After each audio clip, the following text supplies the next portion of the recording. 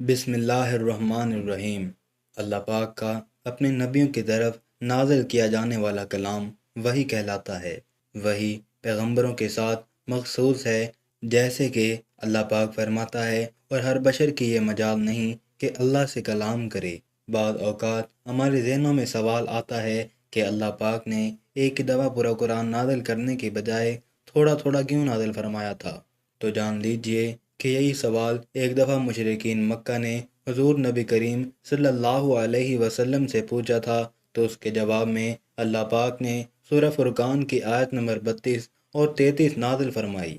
اللہ پاک فرماتا ہے، اور یہ کافر لوگ کہتے ہیں کہ ان پر سارا قرآن ایک ہی دفعہ میں کیوں نہیں نازل کر دیا گیا؟ اے پیغمبر، ہم نے ایسا اس لیے کیا تاکہ اس کے ذریعے تمہارا دل مضبوط رکھیں، اور ہم نے اسے ٹھہر ٹھہر کر پڑھوایا ہے، اور جب کبھی یہ لوگ تمہارے پاس کوئی انوکھی بات لے کر آتے ہیں، ہم تمہیں اس کا ٹھیک ٹھیک جواب اور زیادہ وضاحت کے ساتھ ادا کر دیتے ہیں۔ اس آیت مبارکہ کی تفسیر میں حضرت امام راضی لکھتے ہیں کہ قرآن کریم کے تدریجی نزول کے پیچھے 3 طرح کی حکمتیں تھیں۔ سب سے پہلی یہ کہ اگر قرآن ایک ہی دفعہ نازل ہو جاتا تو احکام کی پابندی اسی دن سے شروع ہو جاتی، مطلب پہلے دن سے ہی مسلمانوں پر تمام احکام لاگو ہو جاتے، جن پر ایک دم سے عمل کرنا مشکل ہو جاتا۔ دوسری وجہ یہ تھی کہ حضور صلی اللہ علیہ وسلم کو مکہ والے روز طرح طرح کی اذیتیں دیتے تھے، جبکہ جبرائیل علیہ السلام کا بار بار قرآن لے کر آنا مصیبتوں کو خوشیوں میں بدل دیتا تھا۔ تیسری وجہ یہ ہے کہ قرآن کریم کا ایک بڑا حصہ لوگوں کے سوالات کے جوابات اور مختلف واقعات سے متعلق ہے، اس لیے ان آیتوں کا نزول اسی وقت مناسب تھا جس وقت وہ سوال کیے گئے یا وہ واقعات پیش آئے۔ اس سے مسلمانوں کی بصیرت بھی بڑھتی تھی، اور قرآن کریم کی غیبی خبریں بیان کرنے سے اس کی حقانیت اور زیادہ آشکار ہو جاتی تھی۔ مختلف انبیاء پر اللہ پاک نے مختلف طریقوں سے وحی نازل فرمائی، جبکہ اللہ پاک نے اپنے آخری نبی سرور کائنات آقا دو جہاں حضرت محمد صلی اللہ علیہ وسلم پر 6 طریقوں سے وحی نازل فرمائی۔ ناظرین، ان 6 طریقوں سے متعلق بتانے سے پہلے ضروری ہے کہ آپ کو وحی کی کیفیت کا حال سنایا جائے۔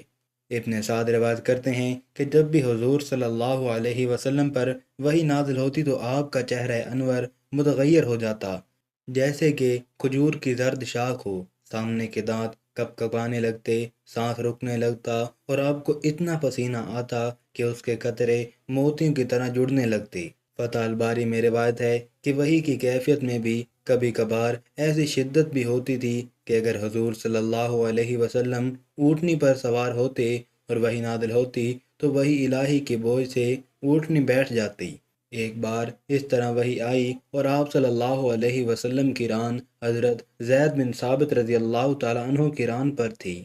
تو حضرت زید رضی اللہ تعالیٰ عنہ کو اس قدر وزن معلوم ہوا کہ جلد ہی ان کی ران کچلی جائے گی۔ امام باقی بہت سے صحابہ سے روایت نقل کرتے ہیں کہ وحی جب نازل ہوتی تو کبھی کبھار ہلکی ہلکی آوازیں دوسروں کو بھی محسوس ہوتی تھی۔ صحابہ کے اقوال نقل ہیں کہ جب حضور صلی اللہ علیہ وسلم پر وحی نازل ہوتی تو آپ کے چہرے مبارک کے قریب شہد کی مکھیوں کی بن بناہٹ جیسی آوازیں سنائی دیتی تھیں۔ آئیے ناظرین، ان 6 طریقوں کے متعلق آپ کو بتائیں کہ جس طرح اللہ پاک نے نبی آخر زمان حضرت محمد صلی اللہ علیہ وسلم پر وحی نازل فرمائی۔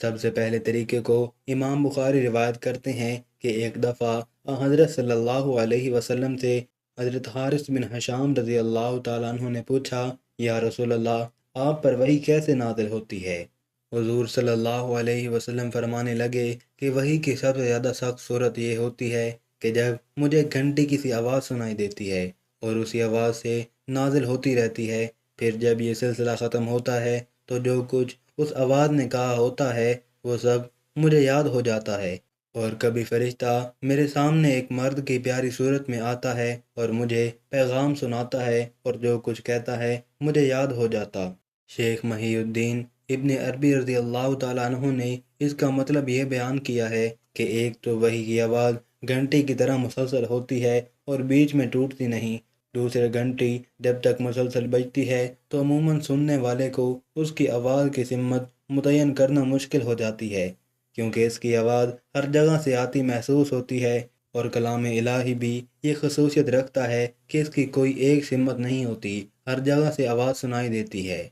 جب اس طریقے پر آپ صلی اللہ علیہ وسلم پر وحی نازل ہوتی تو آپ صلی اللہ علیہ وسلم پر بہت زیادہ بوجھ پڑتا تھا۔ حضرت عائشہ سے روایت ہے کہ جب اس شدت سے وحی نازل ہوتی تو سخت سردی کے دنوں میں بھی حضور صلی اللہ علیہ وسلم کی پیشانی مبارک پسینے سے شرابور ہو جاتی۔ وحی کی دوسری صورت یہ تھی کہ فرشتہ کسی انسانی شکل میں حضور نبی کریم صلی اللہ علیہ وسلم کے پاس آتا اور آپ کو اللہ کا پیغام پہنچا دیتا۔ روایت میں موجود ہے کہ حضرت جبرائیل علیہ السلام مشہور صحابی حضرت دحیہ کلبی رضی اللہ تعالیٰ عنہ کی صورت میں حضور کے پاس تشریف لاتے اور اللہ پاک کا پیغام پہنچاتے تھے۔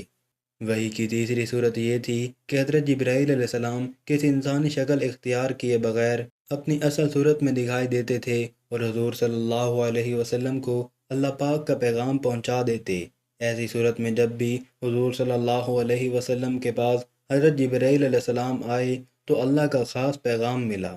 وحی کی چوتھی صورت یہ تھی کہ آپ کو نزول قرآن سے پہلے سچے خواب آتے تھے، یعنی جو کچھ آپ کو خواب میں نظر آتا وہ اگلی صبح نمودار ہو جاتا۔ بخاری کے باب الوحی کے حدیث نمبر 3 ہے کہ حضور نبی کریم صلی اللہ علیہ وسلم پر وحی کی ابتدا نیند کی حالت میں سچے خوابوں سے ہوئی۔ اس وقت جو کچھ بھی آپ خواب میں دیکھتے وہ بیداری میں ہو جاتا۔ وحی کی پانچویں صورت یہ تھی کہ حضرت جبرائیل علیہ السلام کسی بھی صورت میں سامنے آئے بغیر آپ کے قلب مبارک میں کوئی بات القاء یعنی ڈال دیتے تھے۔ اسے اصطلاح میں نفس پھر روح کہتے ہیں۔ جیسے حدیث پاک میں حضور صلی اللہ علیہ وسلم نے فرمایا،